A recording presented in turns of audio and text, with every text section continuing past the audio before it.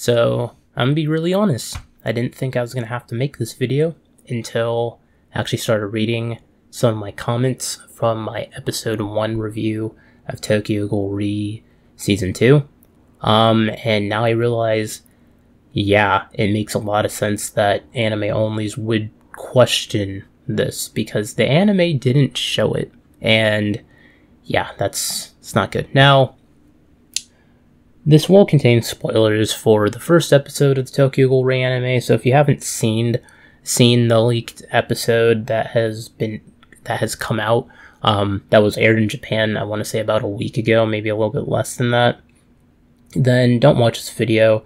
But besides that, and if you're actually just curious to know, because it's not really that much of a spoiler, because if you just watch like the trailers promoting Tokyo Ghoul Re Season 2, you see Eto a lot in the trailer, so it shouldn't really be a surprise to anyone that she's still alive. Now, alright, let's explain this. This shouldn't really take that long. Now, in Volume 58, or not Volume 58, Chapter 58 of Volume 6 of Tokyo Ghoul Re, you actually get the reveal at the very end of the chapter that Eto is indeed still alive. You see where, I forgot the location she's in, I don't know. I don't remember if it was either Aogiri's base or if it was her own home. I'm pretty sure it was her own home, but she's in a bathtub.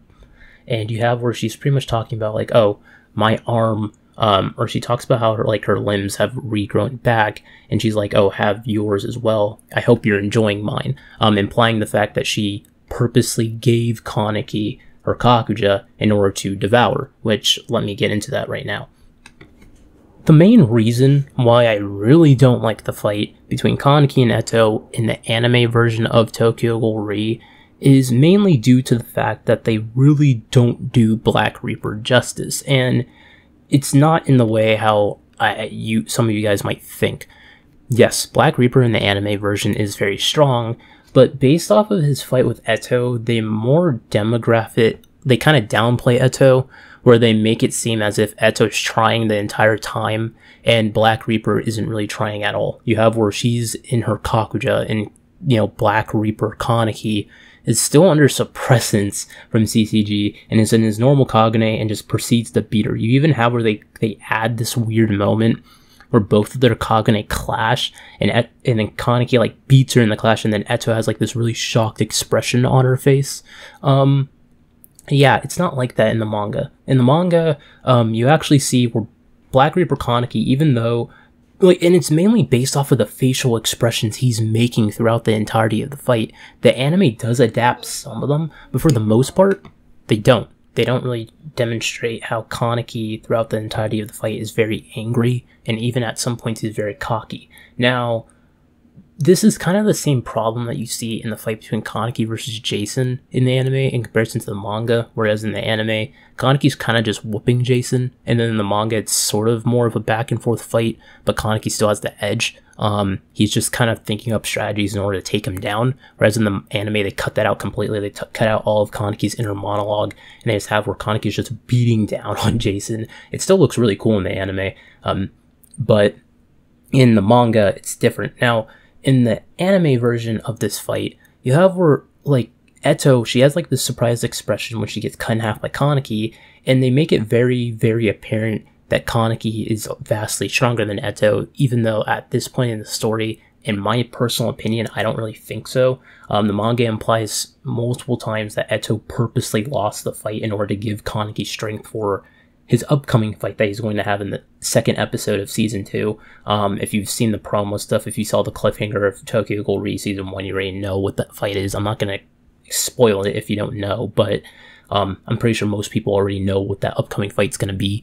Now, in Chapter 51, like I said before, you get the reveal that Eto's alive, and the main reason for this, why exactly she is alive, isn't really exactly stated, but you can assume why, and it's just due to the fact of her overall regen capabilities. There's a lot of things that you have to consider. For example, the fact that Eto is very well capable of regenerating in the story. Like, her regeneration capabilities are very, very high. She's one of the best people when it comes to being able to heal herself.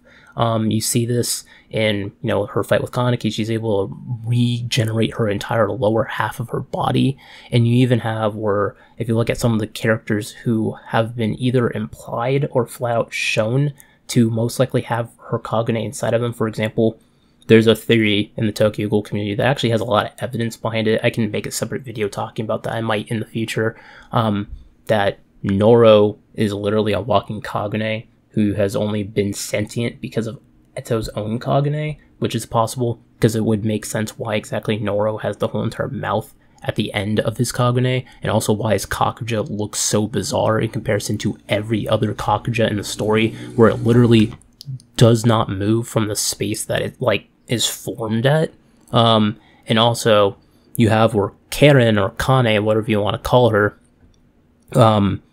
wasn't really that powerful before, but the moment that she went through Eto's torture, and you have where Eto forcibly inserted her own Kagune within Karen, pretty much her regeneration capabilities got a huge boost. You have where Karen got her head kicked off by Heise, and it just reattached itself. So Eto Eto does something else later on in the story that's pretty crazy when it comes to regen. I'm not going to spoil it though.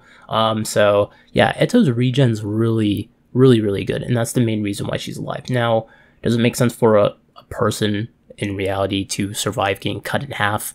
No, but you see other characters in the story able to come back from crazier stuff, Eto included, so it really isn't that hard to believe. For example, the fact that if you watch the first episode of the anime, you know that Rize's alive.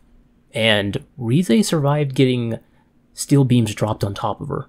She was literally crushed, to the point where you actually think that she's dead for a big portion of the story. So Eto being able to regenerate half of her body shouldn't be that hard to accept. And yeah, so that's pretty much all for this video. If you have any more questions, things that you guys want me to clarify from the first episode, the people who have watched it, just comment down below. And if it gets enough upvotes, or if I see the comment enough, I'll probably make a separate video about it. So anyways, thanks for watching. Remember to comment and subscribe as always, guys. I love you all. J-Lock signing out. See you guys.